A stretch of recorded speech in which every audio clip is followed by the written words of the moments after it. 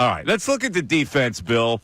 And you've dug into some numbers that statistically, this could be the best defense the Eagles have ever had. Now, we're talking about a history of defense in this town that was very splashy.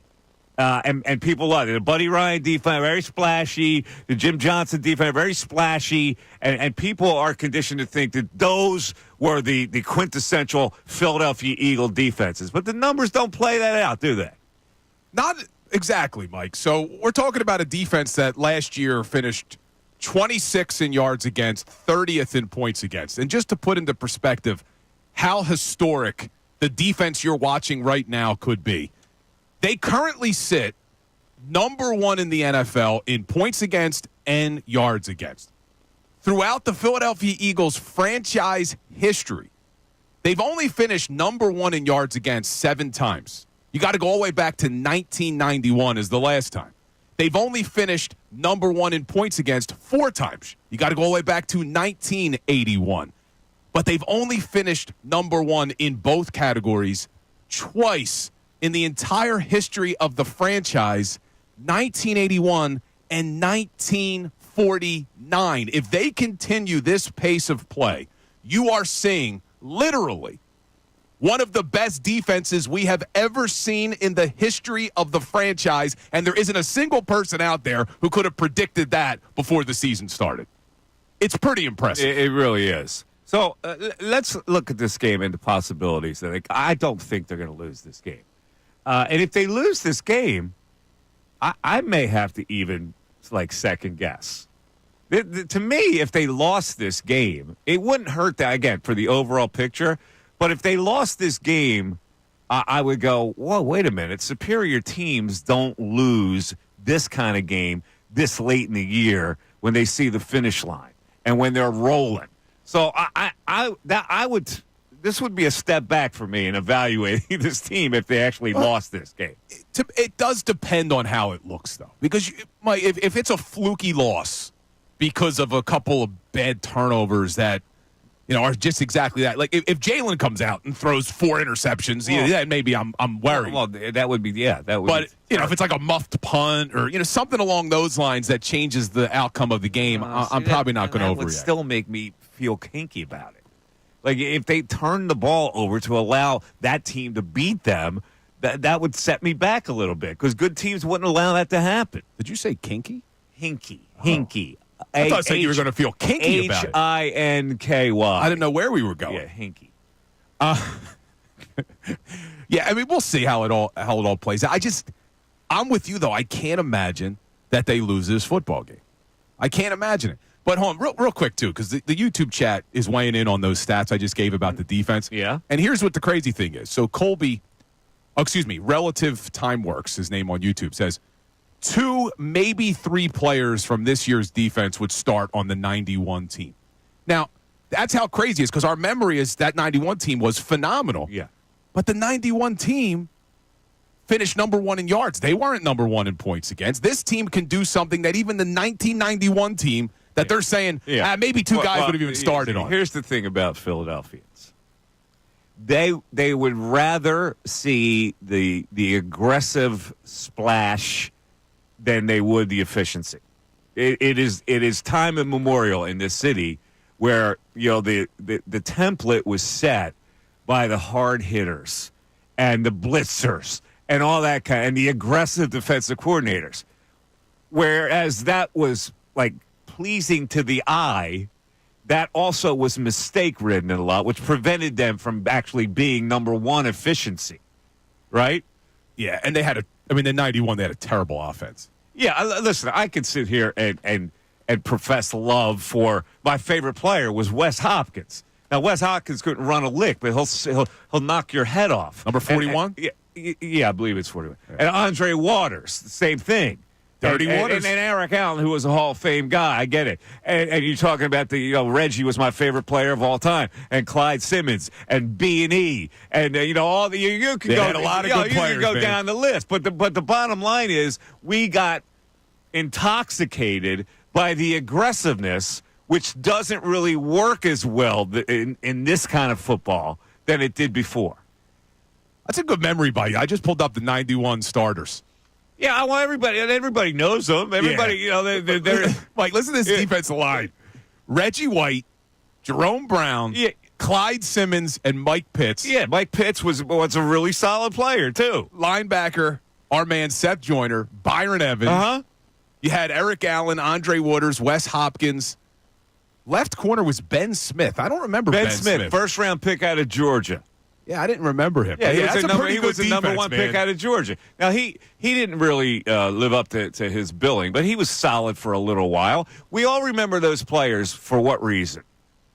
Because the gangrene. Because they set him on fire. They lit him mad. They set him on fire, and they came out, and they were like crazy hitters. That's what we loved. That's the Philadelphia mentality defense. But with that, they would make some mistakes, and they would get burned every now and then. But how crazy is it that with those names we just referenced from 1991, that this defense could do something that they couldn't even do? I mean, I am blown away at how good this defense is when you have guys like Zach Bond and Nakobe Dean and Nolan Smith, who I admittedly had written off in the preseason, saying, I don't know if this kid's going to have it.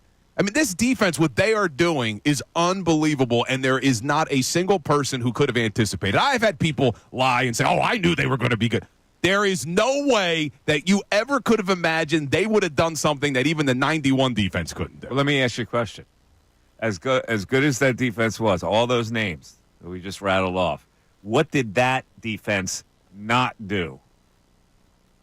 It didn't win. It didn't win.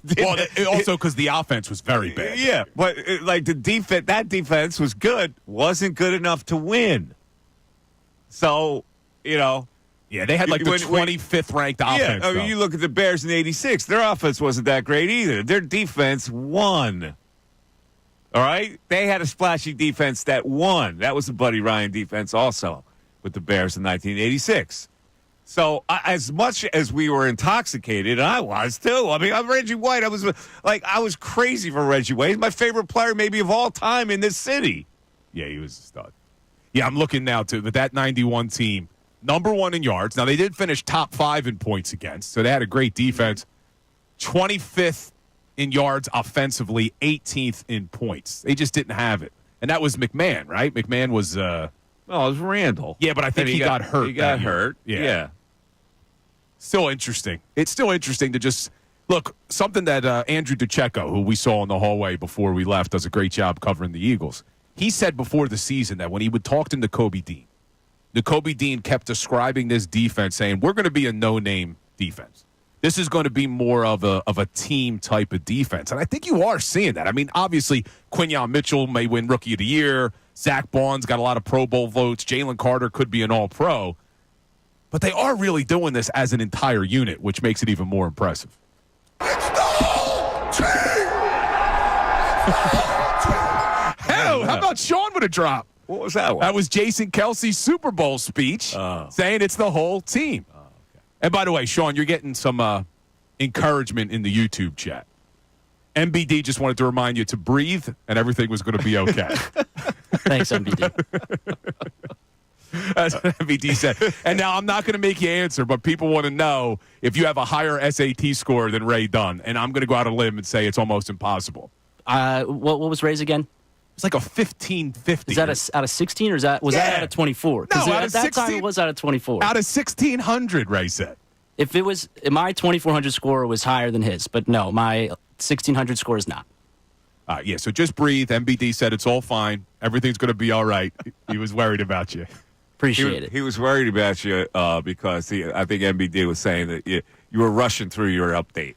Well, I forgot that there was a second sponsor at the back, so I had to go quick. That's all right. Yeah, measure your words a little. Yeah, it goes a little slower. Take a breath. I'm trying to look. There are some other good comments. You're going to take all kinds of views from this YouTube chat, which is freaking relentless. Oh, I know. It's a good chat. That's okay. We do have the best YouTube chat in the game. I'm telling you that right now. It's all fun and games. All right. By the way, one little thing here. I'm so tired of this now. Yesterday we talked about how Jalen Hurts had moved up in a particular quarterback ranking. Yes, I saw. Did you see this one today? Yeah, it's kind of ridiculous. Now, I don't know. They must have a personal agenda, these people. Because it doesn't make sense. Who is Nick Shook? Who I is have no work for? idea. Is this the NFL Network? Yes, it is NFL.com. NFL.com. Now, I don't know who this Nick Shook is, right? But he's got the NFL quarterback index. Now, let me just read the rankings here. Number 1, Josh Allen. All right. Number 2, Lamar Jackson. All right. Number 3, Joe Burrow. Now you're starting to lose me a little. Number 4, Jared Goff. All right. Number 5, Baker Mayfield. You know I got a problem with that. Number 6, Jaden Daniels. Number 7, Jordan Love. Now, you notice who I haven't said yet. Well, let's continue. Number 8, Patrick Mahomes. Number 9, Sam Darnold. Having a good season. Number 10 is, who's number 10? Matthew Stafford. Matthew Stafford. Number 11, you ready for this? Geno Smith. Number 12, Brock Purdy. You're still not to Jalen. Number 13, Russell frickin' Wilson. And number 14 is Jalen Hurts. Now, there's got to be a personal agenda to rank him below several of those quarterbacks. Yeah, look, I'm not saying you got to put the guy in the top 5, but to have Russell Wilson, Geno Smith, Sam Darnold, I don't know. You're right. You probably it's have absolutely ridiculous. When you look at the rating alone, you can't justify putting him 14th. But what I don't understand is if you read the blurb underneath of it, I wanted to see, okay, well, what's his explanation? And it's like, well, after spending a week answering questions about his relationship, he responds with 290 yards and 2 touchdowns. And he says he fires a laser to Brown. He goes on to say he led him on a 10-minute drive to finish the game. There's not a single negative in the blurb. No, he's got Aaron Rodgers just a notch below him at 15. And we just saw Russell Wilson and Jalen Hurts go head-to-head. Did Russell Wilson impress you at all? That offense had 0 firepower. They couldn't do anything in that football game. Yeah. Who is this Nick Shook? I got to look him up. Yeah, now. look this Nick Shook guy. In fact, we should get him on the air because I'm shook. I got a better beard, too. 610-633-99. Hey guys, thanks for checking out our video. If you want more from the Mike Missanelli Show, somewhere on this screen, there is somewhere where you can hit the playlist. Keep interacting with us.